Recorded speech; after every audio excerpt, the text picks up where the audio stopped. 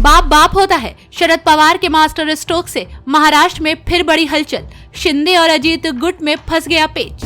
दिल्ली तक पहुंच चुकी है बात। अब सरकार गिरने पर उठने लगा है सवाल। बीजेपी के चाणक्य फिर संभाल सकते हैं कमान। सीएम शिंदे का ऐलान, नहीं सुनेंगे अजीत का फरमान। ये बात जान ले दिल्ली के आला कमान। बिहार के बाद देश की राजनीति में महाराष्ट्र दूसरा प्रदेश बना है जो अपने राजनीतिक गतिविधियों को लेकर लगातार चर्चा में है। पहले उद्धव ठाकरे का महाअघाड़ी गठबंधन के साथ आना और सीएम बन जाना, इसके बाद अचानक शिवसेना में फूट और उद्धव की जगह एकनाथ शिंदे का सीएम बनना और अब एनसीपी में फूट के अजीत पवार का डिप्टी सीएम बनना लगातार मीडिया की सुर्खियों में रहा है। अब इस मामले पर नया टर्न दिखाई दे रहा है। अजीत पवार गुट के सरकार में शामिल होने के बाद लगातार शिंदे गुट बेचैन है। अजीत पवार के शामिल होने से पहले ही दिन इस तरह की बातें सामने आ रही हैं। पहले तो एकनाथ शिंदे ने अपने विधायकों का नाराज होना मामूली बताया, लेकिन अब वो खुद अजीत पवार के विरोध में उतर पड़े हैं। उन्होंने दिल्ली बीजेपी आलाकमान को अपनी बात से अवगत करा दिया है। अब देखना यह है कि आगे क्या होगा। माना जा रहा है कि इस पूरी सियासत के पीछे महाराष्ट्र की राजनीति के धुरंधर शरद पवार का हाथ है। महाराष्ट्र के मुख्यमंत्री एकनाथ शिंदे ने आज वर्षा बंगले पर अपने विधायकों की बैठक बुलाई, जिसमें विधायकों को मंत्रिमंडल विस्तार और सरकार में अजीत पवार की भूमिका के बारे में जानकारी दी। उससे पहले मुख्यमंत्री एकनाथ शिंदे, उप मुख्यमंत्री देवेंद्र फडणवीस और अजीत पवार के बीच वर्षा बंगले पर बैठक हुई, जिसमें मंत्रिमंडल विस्तार और मंत्रालयों के बंटवारे को लेकर मंथन हुआ। ये तीसरी बार था जब तीनों नेताओं ने एक साथ बैठक की।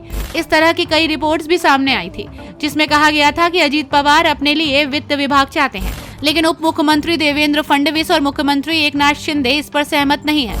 अब तक मंत्रिमंडल विस्तार न होने के चलते शिंदे गुट के कई विधायक भी नाराज चल रहे हैं।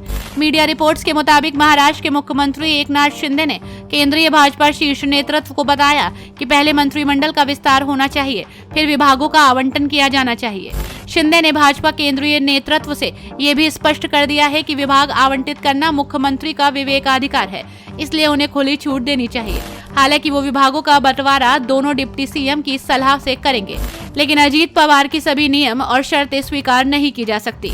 कहा जा रहा है कि नए उप मुख्यमंत्री अजीत पवार को वित्त मंत्रालय देने पर शिवसेना के विधायक असहज हैं। हालांकि शिंदे गुट की ओर से अब तक किसी नेता या विधायक की नाराजगी खुलकर सामने नहीं आई है। दरअसल पूर्ववर्ती महाविकास आघाड़ी सरकार में अजीत पवार उप मुख्यमंत्री थे और वित्त विभाग उनके ही पास था। तब उद्धव ठाकरे के नेतृत्व वाली शिवसेना के बागी विधायकों ने आरोप लगाया था कि उन्हें फंड के लिए परेशान किया जा रहा है, क्षेत्र के विकास के लिए पैसे नहीं मिल रहे हैं, जबकि एनसीपी विधायकों को तरजीह दी जा रही थी।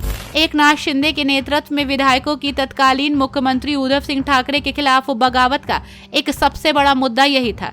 सूत्रों की माने तो शिंदे के नेतृत्व वाली शिवसेना के विधायकों को डर है कि फिर से वित्त विभाग यदि अजीत पवार को मिलता है तो वही पुरानी दिक्कतों का सामना करना पड़ सकता है। गौरतलब है कि अजीत पवार कुछ दिनों पहले शरद पवार से बगावत कर महाराष्ट्र की एनडीए सरकार में शामिल हुए थे। उन्होंने अपने साथ 40 विधायकों के समर्थन का दावा किया था। महाराष्ट्र में एनसीपी के कुल 54 विधायक हैं। अजीत पवार ने कहा था कि उनके नेतृत्व वाली एनसीपी ही असली है। महाराष्ट्र कैबिनेट में अधिकतम 43 मंत्री हो सकते हैं।